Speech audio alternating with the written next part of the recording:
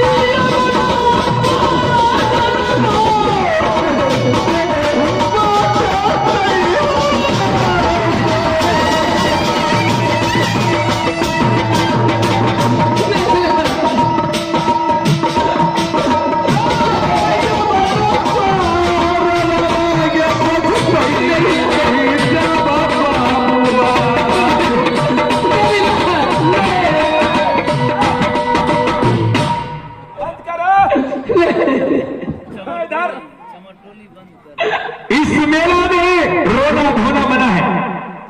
इस मेला के अंदर में क्यों रोती हो? अरे ये मेला नहीं है।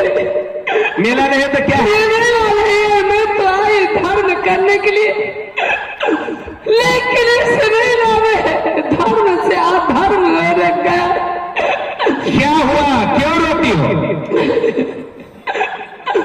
मैं रो रही हूँ। मेला आते समय शाम हो गई, शाम के हमने तीनों व्यक्ति आराम करने के लिए गए,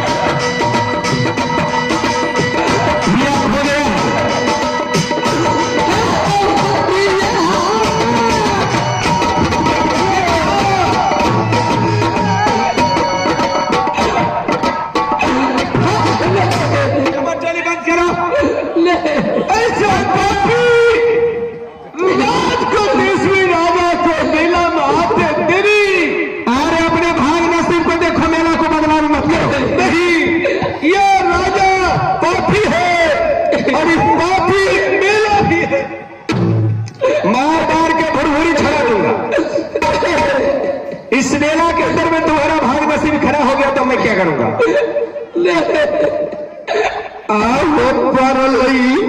कहाँ कह रहे हो?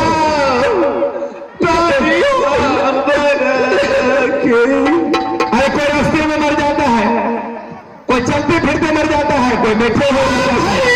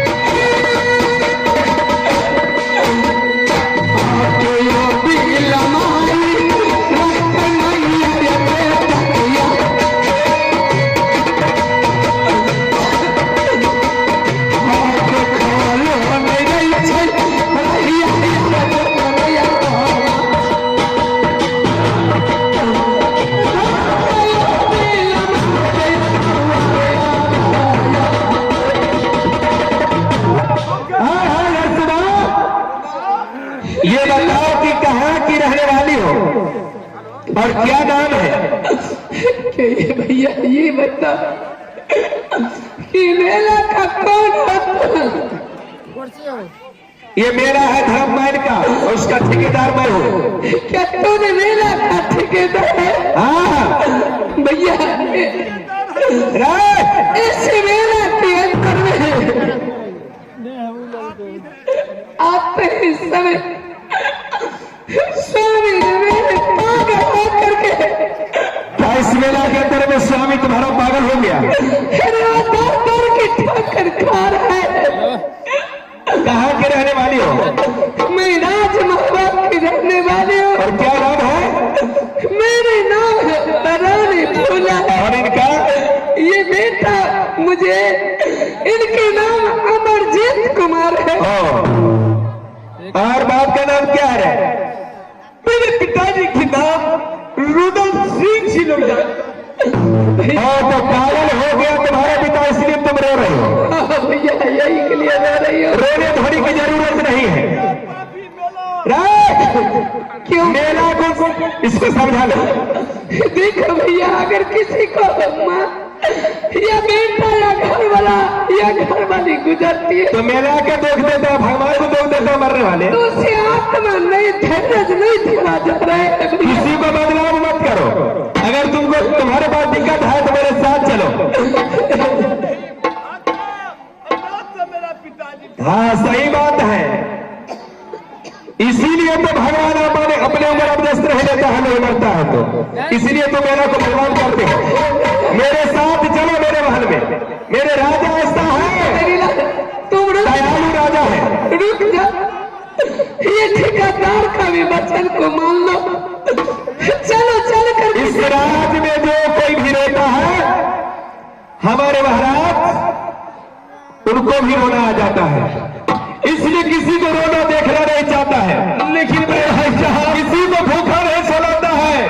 बस्तर अगर नहीं रहता है तो बस्तर देता है। चालियों के चलो मेरे चालियों या